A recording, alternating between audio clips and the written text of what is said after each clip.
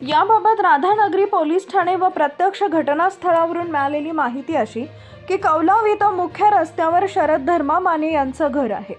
मंगळवारी संध्याकाळी 7 वाजेच्या सुमारास सरपंच रामचंद्र कुंभार हे त्यांच्या घराजवळ गेले असता तिथं काही अनोळखी इसम दिसून आले। पुढे घटना पाहण्यापूर्वी MM मराठी न्यूजला जरूर सबस्क्राइब करा।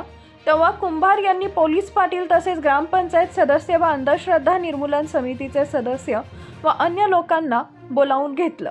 हे सर्वजण माने यांच्या घरात गेल्यानंतर सोप्यामध्ये एका चटईवर केळीच्या पानावर हळद, कुंकू, गुलाल, सुपारी, पानाचे विडे व टाचण्या लावलेले लिंबू अशी पूजा करत असल्याचं दिसून आले। त्यामध्ये चंद्रकांत महादेव धुमाळ हा रुद्राक्ष व वेगवेगळ्या मण्यांच्या माळा घालून मंत्रोच्चार करत होता। त्याच्या शेजारी शरद माने हा बसला होता। हे कृत्य अनिष्ठ व अघोरी प्रथा असल्याचं लक्षात आल्यानं सरपंच कुंभार, माजी उपसरपंच अजित पाटील व अन्य लोक आतील खोलीत गेले।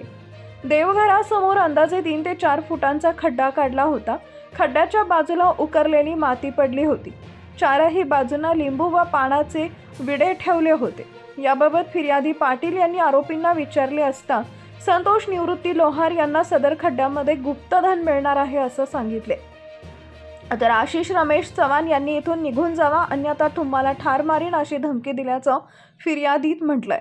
सदरची फिर्याद माजी उपसरपंच अजित राजाराम पाटील यांनी दिली आहे। अटक करून त्यांच्यावर गुन्हा नोंद केलाय। हे वृत्त गावात वाऱ्यासारखे पसरताच ग्रामस्थांनी माने यांच्या घरासमोर मोठी गर्दी केली होती। याबाबत गावात गेले 15 दिवस दबक्या आवाजात चर्चा सुरू होती। हा प्रकार उघडकीस येताच ग्रामस्थांमधून संतापाची लाट उसळली आहे। हा प्रकार सर्वांच्या सतर्कतेमुळे हाणून पाडला गेला।